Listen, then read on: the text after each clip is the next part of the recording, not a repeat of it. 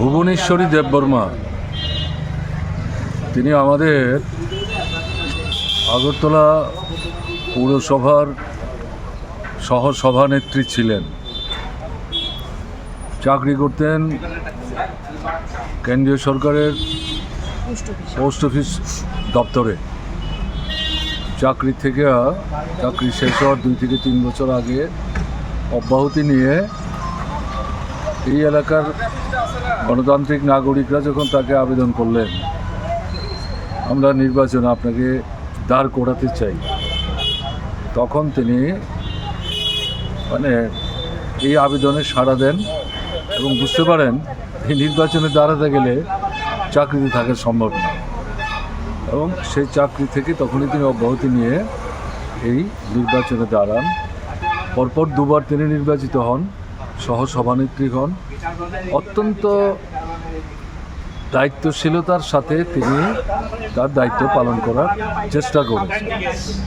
পরবর্তী সময়ে পর্যায়ক্রমে তিনি আমাদের পার্টির সদস্য হন এবং মৃত্যুর আগ দিন পর্যন্ত যদি অসুস্থ হয়ে পড়েছিলেন, তার সদস্যপদ রক্ষা করেছেন। এবং এলাকার মানুষ যখনই যে কোনো সমস্যায় হয় সাহায্য অথবা পরামর্শ দেওয়াটা একটা সাহায্য, তার কাছে আসতেন, খুব গঠনমূলক দৃষ্টি নিয়ে সাহায্য করতেন। এবং আমাদের সরকার থাকার সময় আমি দেখেছি এলাকার খুঁটিনাটি বিষয় যেগুলো মিউনিসিপ্যালিটিতে আর করে উঠতে পারছেন না, তখন সরাসরি ছুটে যেত আমাদের কাছে, আমাদের এটা করতে হবে, এটা তো আমরা পারছি না করতে। এই যে, এবং এটা শুধু তার নিজের কনস্টিটিউন্সির মধ্যেই সীমাবদ্ধ ছিল না, ভাইস চেয়ারপারসন এটা তার ধারণার মধ্যে ছিল আমাকে গোটা আগরতলাটাই দেখতে হবে। এবং তিনি একজন উপজাতি মা হওয়া সত্ত্বেও বাংলা ভাষায় অসাধারণ বক্তৃতা করতেন।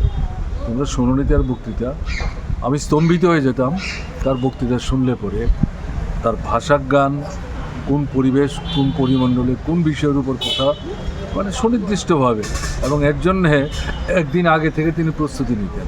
অর্থাৎ এটা আমাদের যে কোনো সময় বললে যখন বলতে আরম্ভ করি, তিনি এভাবে বলতে অপ্রস্তুত ছিলেন। এটা তার জীবনধারায় এবং কর্মক্ষেত্রে। তো উনি মারা গেছেন, আমি এখানে এসে শুনলাম কালকে, আজকে আমরা সবাই এসেছি, আমাদের নেতারা আগেই এসেছিলেন তার বাড়িতে। আজকে এসে তার প্রতি শ্রদ্ধা জানিয়ে গেলাম, তার পরিবার পরিজনদের প্রতি আমাদের সহমর্মিতা জ্ঞাপন করলাম, এবং আমাদের বিশ্বাস চলে গেলেও যা কাজ তিনি করার চেষ্টা করেছেন মানুষ এটা ভুলে যাবে।